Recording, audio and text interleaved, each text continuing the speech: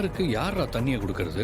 ஏய், இப்ப நான் தண்ணி எடுத்துட்டு வந்து கொடுத்ததுல என்ன ஆயிப்போச்சு? நீ இதை செய்யக்கூடாது. எங்க அப்பாவுக்கு தண்ணி குடுக்கறதுக்கு நீ யாரா?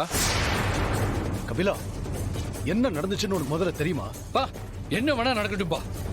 இவன் எப்படிப்பா உங்களுக்கு தண்ணி எடுத்து வந்து கொடுக்கலாம்? ஏன்டா இப்படி சில்லியா நடந்துக்கிற? சின்ன குழந்தை கூட என்ன நடந்துச்சுன்னு கேட்டு புரிஞ்சுக்கொண்டா. உன்ன மாதிரி யாரும் இப்படி அவசர கொடுக்கே இருக்கவே மாட்டாங்க. டேய், மரியாதையா பேச சொல்லிட்டேன். டேய், நீ பாட்டுக்கு வந்து தண்ணி பாட்டில தட்டி விட்டு என்ன மரியாதையா பேச சொல்றியா? டேய், தப்பு பண்ணது நீதானே. அப்ப ஒன்னதான் சொல்லுவாங்க. நான் அப்படி என்னடா தப்பு பண்ணிட்டேன்? இவரு தண்ணி கொண்டு வந்து கொடுத்து தப்பா? அப்படின்னா நீயே தண்ணி கொண்டு வந்து கொடுக்க வேண்டியதானே? என்னோட அப்பாவுக்கு நான் செய்வேண்டா. அதுக்குள்ள ஒன்ன யாரா வர சொன்னது? போதும், நிறுத்துங்க. என்ன நடந்துட்டு இருக்கீங்க? ஏன் வீட்டுக்கு முன்னாடி நின்னு இப்படி சண்டை போட்டுட்டு இருக்கீங்க ரெண்டு பேரும்?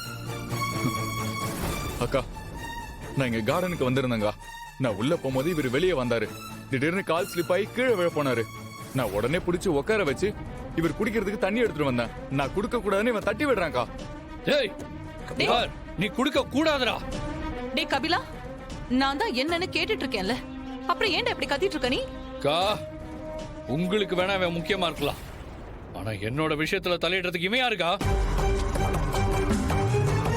ஏய், நீ யாரா என்ன தலையிட வேண்டாம்னு சொல்றது?